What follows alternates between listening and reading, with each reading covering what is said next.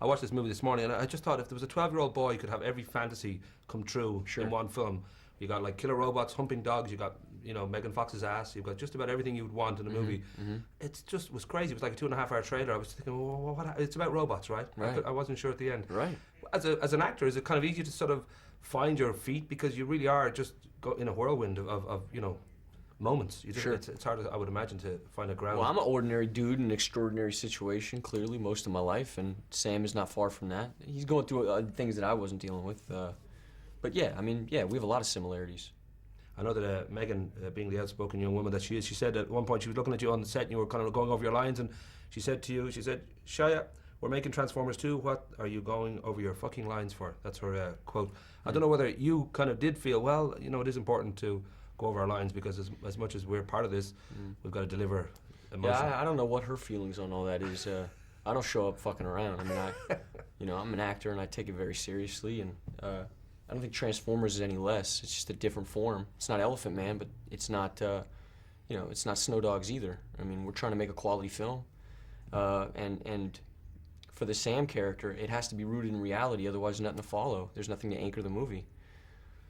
And would you feel, I don't know if you'd feel like that first film made over like 702 million plus, and the idea here that it's like a bigger production, rather than 150 million, it's 200 million. You've gone all over the world, Egypt and Jordan and all these places. I mean, would you feel a kind of a pressure on yourself to sort of for this film to be successful, or do you try not to think about that? That's all to do with the marketing. No. You think about that. I'm a prideful, I'm 23.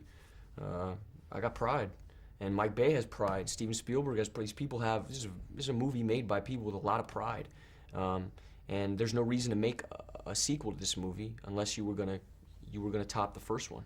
And that's a very important thing for a number of reasons, because you're going to have to answer to it when the movie comes out.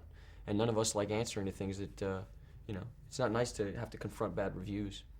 And one of the writers, Roberto Orci, said that for him this film was largely about being away from home, and that was the kind of theme of what was going on. And your character moves to college, and you're sort of that step of growing up. And it always struck me with you that you kind of did that pretty young. I think when you were 18, you got your first place, and it struck me that you kind of grew up pretty early in life. And I don't know whether that was just, it was always in you, or whether it was just a case of it was survival. You needed to sort of get your own place. And yeah, I come from poverty. I come from, I'm like a bottom feeder.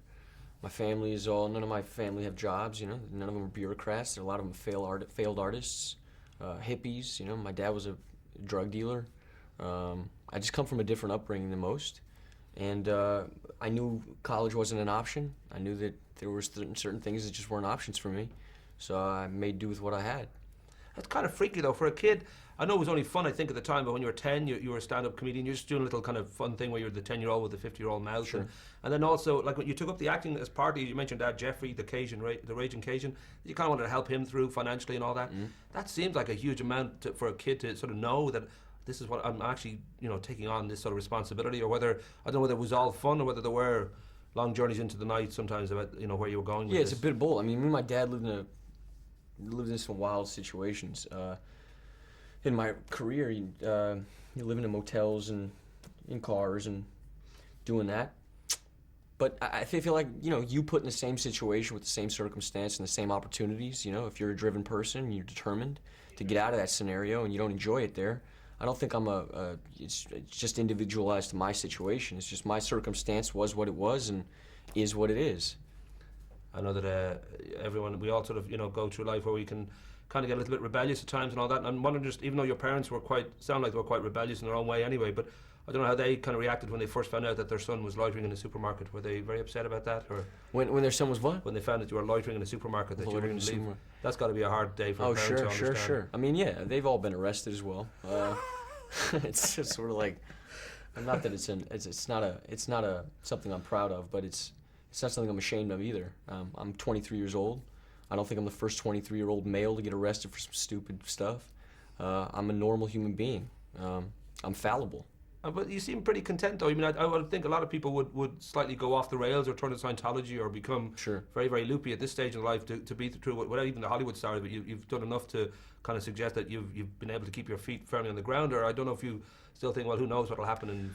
Well, Mark Twain said, like, the worst thing that could ever happen to a human being is to win a horse race at 18, And when I was 18, I met Steven Spielberg. So there's truth in that statement, and it's hard to keep your head about you, you know. But my family is a very real family. The people I have around me are caring individuals.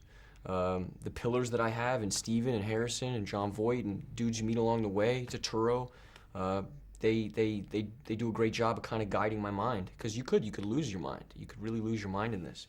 But I take it all with a grain of salt, and there's levity involved in this. This is ridiculous, you know, and I realize it, and I think that's what saves me, is that I can see it, you know, I can see the forest for the trees. But that's not to say I'm not going to get in trouble again, you know, it's just I'm rebellious by nature, and I like testing boundaries, and I think I'm calming down a bit, you know. This is the first time I've dealt with mortality in my life, so it's calmed me. But again, I'm a 23-year-old dude. Just promise me you'll never go to Scientology, right? Never. Rock and roll, that's all I need to know. Nice to meet you, man.